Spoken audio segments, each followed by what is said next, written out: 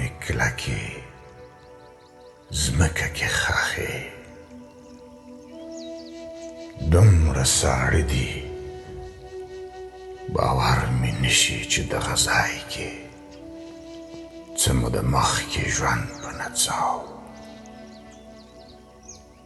دومره تیاره ده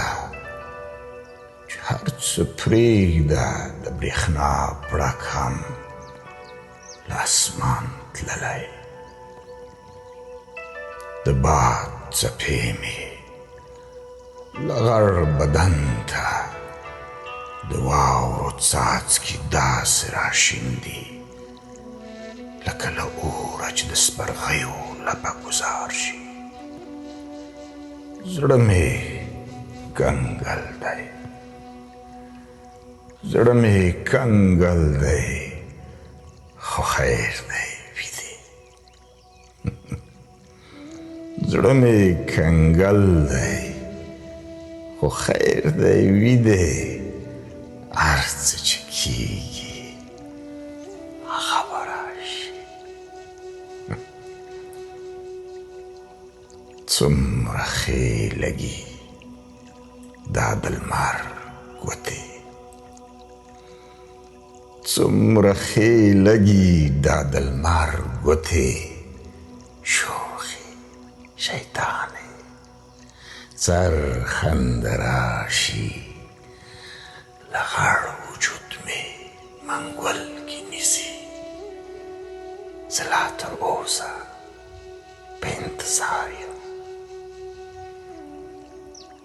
په انتظار یم چې شین څادر به راباندې خور شي پاسته وریښم به د باد له نیشه دا یخ وهلی تنه خوندي کړي نن راته زیری وږمې راوړی نن راته زیری وږمې راوړی نیټه نږدې ده هغه به راشي د حسرتونو شپې مې سبا شوې اسمان کې ستوري د شپې راګوري د رڼاګانو خبرې کاندي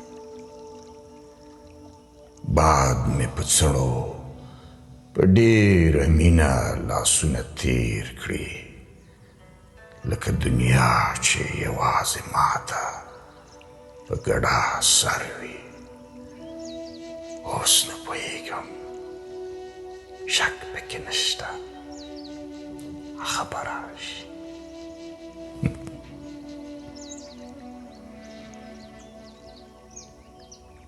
هغه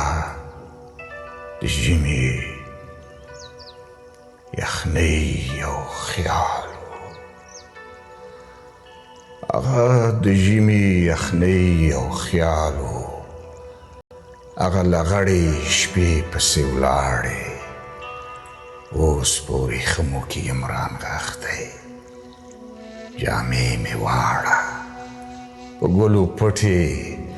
لا پر ویښتو مې ګلان نڅیږي هوا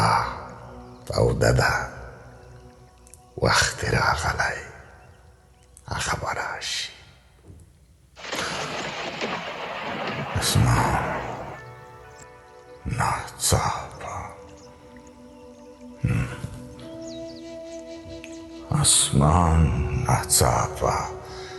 وریځو راتور کړ اسمان ناڅاپه وریځو راتور کړ توپان بې رحمه هره خوا مې ولي زه لا پر ځای یم